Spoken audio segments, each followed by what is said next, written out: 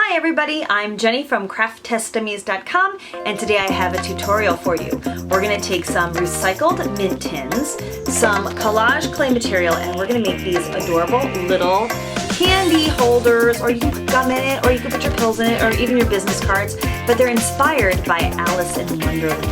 So I'm going to show you step by step how you can make it yourself. Let's take a look.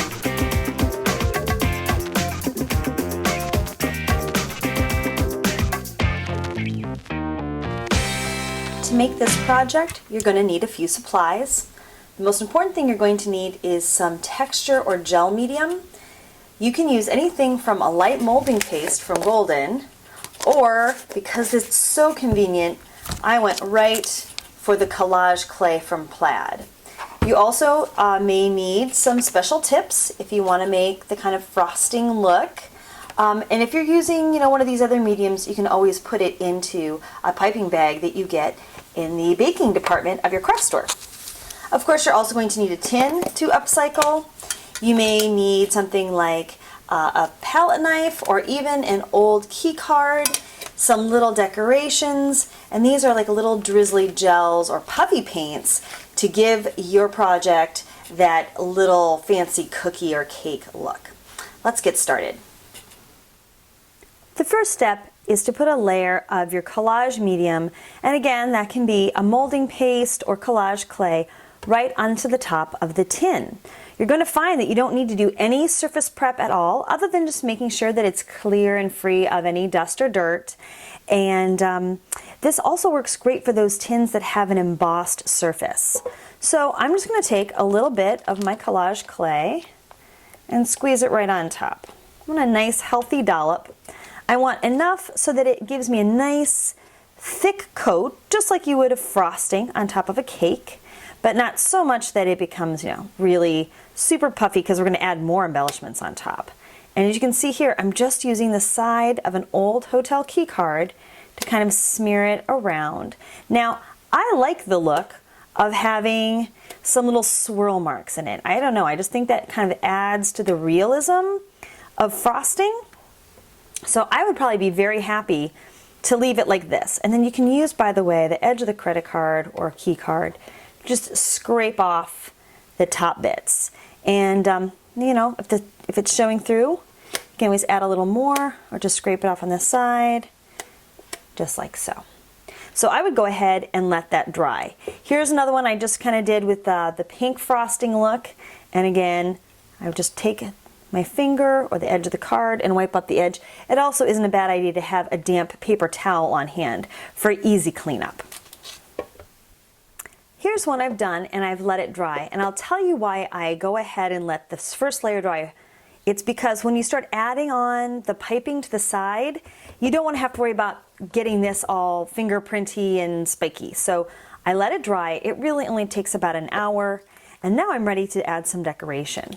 So what you want to do is pick a pretty tip, and I think instead of using the white for this part, I'm going to go ahead and use the pink. And I'm just going to screw the tip on. That's one of the benefits of the collage clay by Plaid, is that it's just so easy to screw the tip on. And then I'm just going to, just like piping frosting, I'm going to squeeze it until it comes out the tip. And I'm just going to go ahead and add some little swirls. Now, I'm just going to tell you, I'm really not good at this. This is not my forte, baking cakes. But if some of you are out there are good at it, good for you. And this is kind of one way to practice that skill. So I'm just going to kind of go around. And if there's any little places I don't cover perfectly, that's okay too. Because again, you can always cover it up with an embellishment. Oop, let me put that back in the camera for you. Kind of like this. Again, just kind of the idea that this is something to eat. Now, if you like, you can actually go ahead right now and embed a little tasty treat. These are just some buttons. I don't even have to take the shanks off the back, because actually those help it embed right into the collage clay. And again, I would set this aside and just let it dry so that I don't have to worry about making smudges. Here's another version that I did with a thinner tip, And actually you'll see this one, I went all the way around the top of the tin on the side. So if you like that look too, you can actually focus on covering the entire top of the tin. Just be careful of where the hinges are so that your tin continues to open and close. But once I'm here, I think what I'm going to do is add just a couple of more little decorations, maybe just one splotch on this one. Bloop. Bloop. By the way, sound effects are optional, but highly recommended. And now I'm going to go ahead and add my little Eat Me moniker. I think I'm going to add just a little bit of squiggles, like so. This stuff is so much fun to play with. You're going to really find that it's so easy to use, so much fun, and it's kind of adorable. This would be a great little tin to give for a Mother's Day gift, a Teacher's Day appreciation, or for a secretary. Maybe fill it full of some nice candies. It would be a good time. Okay, so if it were me, which it is, now I'm going to add a little bit of these collage drizzle paints. Now these are really thin, so you're going to find that they spread a lot. So just be aware that it's going to take less material than you think. So don't squeeze too hard.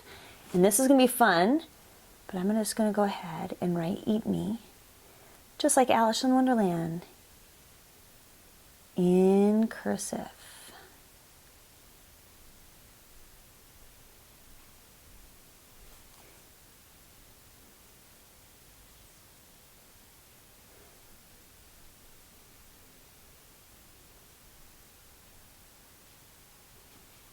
Just like so. Now, if you want, you can also add some more of these fun little dots. One thing to keep in mind is that when these drizzles dry, they actually still stay slightly tacky. So you don't want to add too much on the top because you don't want it attracting little dusts or pieces of hair or lint or whatever. So there we go. But I think this is so cute. And really does, it makes me hungry. I want to go and make cupcakes immediately after this.